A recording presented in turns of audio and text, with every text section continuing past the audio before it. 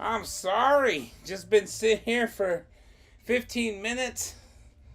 If anybody's even viewing, like, oh my gosh, it's been 15 minutes. I even started the stream. Yeah, as always, had a customer pop in, which is always a good thing. So, today's a great day because your boy right here just got accepted into the Changa Institute for one of the first psilocybin facilitator training programs in the country. Well, I think that's been some, but like I'm talking like the thing is this went with a higher education system, and they actually had a certified board that actually certifies all the higher education programs in the state, certify these things. So I'm actually going to be a state certified person to administer psilocybin. Amazing stuff. So happy right now. Next level stuff. Um, Bro, like I don't even know how to describe the feelings I have, and it kind of coincides. Like I want to say something because I seen this great reel the other day, and it was the show, and my friend actually told me what show it's called. It's called Ozarks, and I binge watched it after seeing the one little clip, the kid in school talking to the teachers because he got in trouble. He's like, well, drug money helped probably bounce us back from the 2008 recession. I was laughing my butt off. But that story in there, they have a character named Ruth, and oh my gosh, like in a way, her story kind of is mine in a way. You know, just kind of in crime. Right off the bat, my dad was a criminal. He was on run for years. Federal marshals had to track him down. He pretty much, they were getting close, so he dipped out, said he'd come home. Next thing you know, we're just hearing about him after he passed away. And that was like a few years after he went and did time, got released, and started a whole all over again. And never heard from him again until it was his passing, until we were seeing his tombstone. Didn't even go to his funeral. We just seen the tombstone. He was well buried long before we even got a chance to see him. So I kind of was just and he was into the fraud situations, so it just instantly started my life off pretty rough. Couldn't get a bank account, things like that. And it just kind of set a little spiral for your boy. I was a young, angry man, and I took it out on a lot of people. Took it out on anything that came across my way. And when you're in there and you're seeing it, and everyone's telling you, rehabilitation in this country is definitely not something that the word rehabilitation is thrown around, and that's about it. That's as far as it gets. And there'll be a couple programs, I'll be this or that, and half of them are just looking for funding, and no one's really actually rehabilitating anybody. The rate of people going back is just outrageous. We just have a system that just poorly keeps track of citizens to give them the tools they need to be successful on the outside. I mean, it's pretty cutthroat. You don't even know how to act in the real world in the first place. Then you get yourself caught up in trouble as a young adult. They wait just long enough to charge you, so now you're an adult being charged, even though your crime was as a kid, and they're just plugging you into it. And then you get going and you get in trouble again, and then you have to do time, and you get out, and you're put in this world that just don't care about you. Nobody cares about you. I'll never forget, going to this group interview 6 times, and after the 4th time, the guy was like, listen, dude, you're not going to get a job. And I'm like, man, I got a baby. I'm rehabilitated. I'm, done my time. I'm trying to live my life. I'm just trying to live my life, man. And if that involves, coming here 9, 10 hours a day and washing dishes for rich folk. Let's do it. Like, please. They weren't even rich folks, blue collar folks. I will do it. Whatever I need to do. Hopefully, you guys give me a chance to move up. And that's what it was. I still couldn't even get that job. A lot of people forget you can, definitely discriminate against anyone who's been, in trouble before. I'll never forget in Colorado trying to fill out an application for an apartment. And they're like, yo, if you ever had any murders in the last 99 years, you better not apply. I'm like, yeah, I'm not going to understand that. I'm going to understand that. Like, if you ever had any sexual assaults in the last 99 years, you better not apply. I'm like, oh, I'm not going to understand that. I can understand that. If you've had any gun charges in the last 99 years, you best not apply. 99 years for a gun charge? I mean, I didn't kill nobody. The guns weren't hot. The guns weren't stolen. They were like I just was a young idiot who couldn't possess them. That was it. So I'm going to be permanent barred from having a place because of it, And so I've always been met with a lot of diversity, adversity, not diversity. That was the wrong word to use. Adversity. I've always been met with a lot of adversity. When I was working on legalization in my little town, the whole town was against me. Every church was against me. I'll never forget my kids were even coming home talking about, Dad, are you a bad man? 6 years old. Are you a bad man? Because I wanted to legalize weed. I wanted to create a world where, we didn't have to, go to jail over these things. And,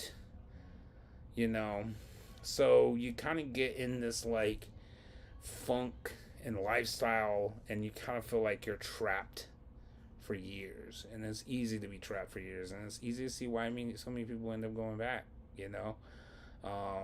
and this character Ruth in this show, I just love it because she comes out and she does the most dumbest thing, but the way she screams it, if you want to stop me, you're gonna have to kill me. It just like, and her being able to actually, fix her thing in the story was just great. It was just a great story to me, and I just woke up with that.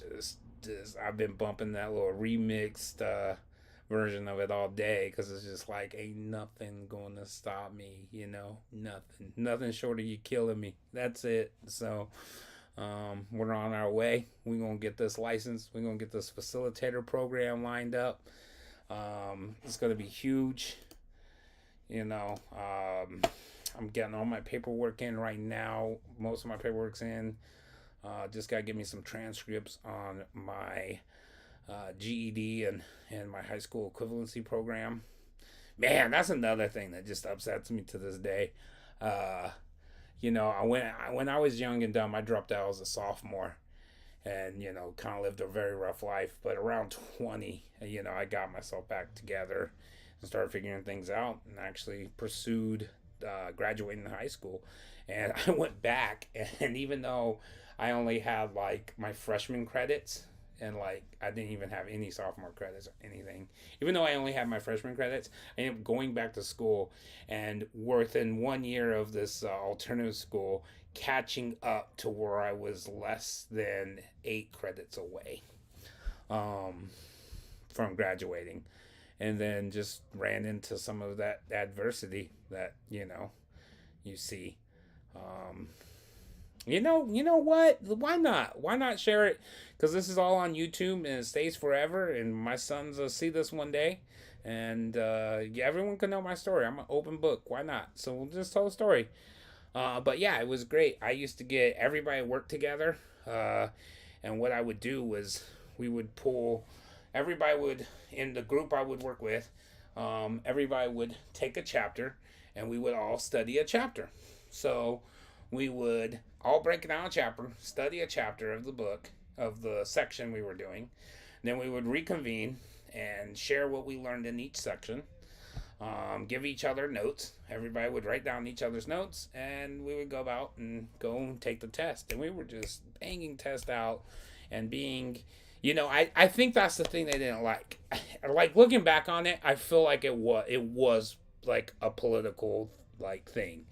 because this is supposed to be the alternative school, you know, and the alternative school, um, you're not supposed to be, you know, I don't think they wanted you to be accelerating. It felt like they wanted you to need extra help in hands. That's where all the bad kids went, right?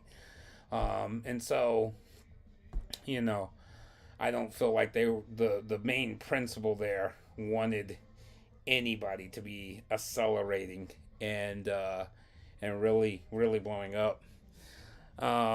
So here we are accelerating, banging it out, popping off 2 credits per semester, and yeah, we're doing it. Well, the I love the other teachers. Such a small school. There was literally one teacher, one principal, and then they had a bus driver who would come in and substitute for the teacher when he was feeling some kind of way.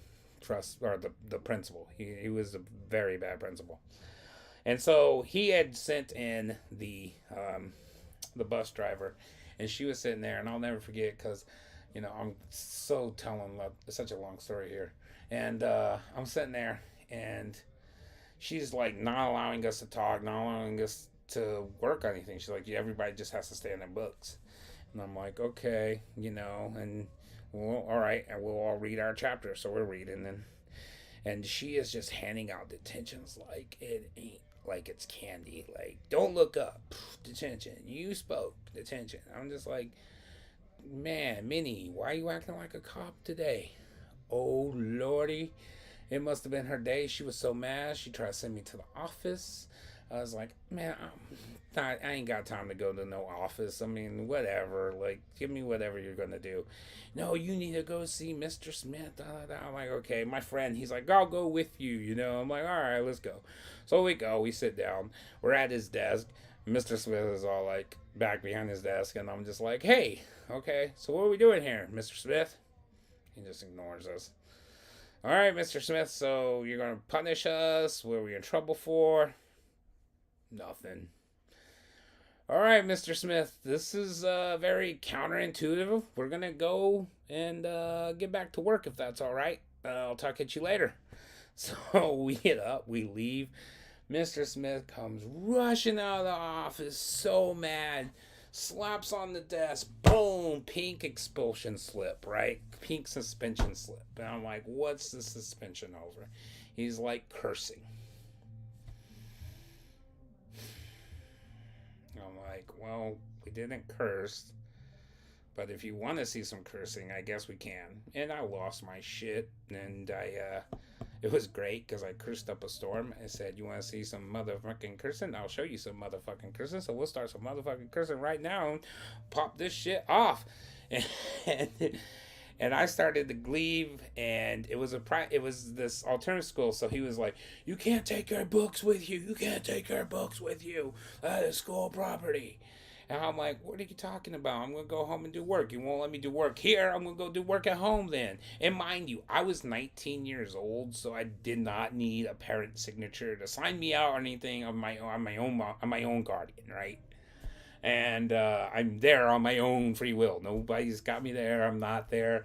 I'm literally there to try to redo my life, And yeah, and I'm like, okay, I might have a warrant. So he's like threatening to call the cops. So I'm like, I'll go give him those books back. I walk back in and I hand him his books, and just as it barely touches fingertips, I just drop them. Big stack of books on the ground. I mean, you could hear a pen drop, and I just say, have a nice, merry motherfucking day. Well, 2 days later, I got a call, and I was expelled, no longer suspended. I was expelled from even attending the high school again, the alternative school or high school or any school in Idaho. And they cited causing a riot. Because I guess what had happened was when everyone left that day, everyone told Mr. Smith to have a nice, merry motherfucking day. So there's that. Um, and I reflect on all this as I have this approval to attend one of these, very prestigious um, higher education learning programs right now. And I just reflect on the journey it's taken me to be here, and just the same with the story, the TV show I binged watched myself trying to go to sleep, but it was so good I couldn't quite fall asleep to it. So, but I think that's one of the things that we as a people sometimes do is we always get stuck in our own heads of what we think our own images are and what we think we are. And it's not until some of us have those ego deaths and the ego death is both ways. You could use the word ego death, but I think a more accurate version would be one's idea of oneself, you know? And no matter what that is, I mean, I didn't have an ego. My ego was not, I'm the best in the world. I'm going to be the king of this company. No, my ego was, you're a piece of shit. You are scum of the earth. And all you're good for is being fodder inside of a prison cell. And that's who I thought I was. And I am so glad I discovered mushrooms and discovered I am not. And now I'm accepted into one of the largest programs. And I am super excited. Thank you guys for being on this journey with me. I gotta go.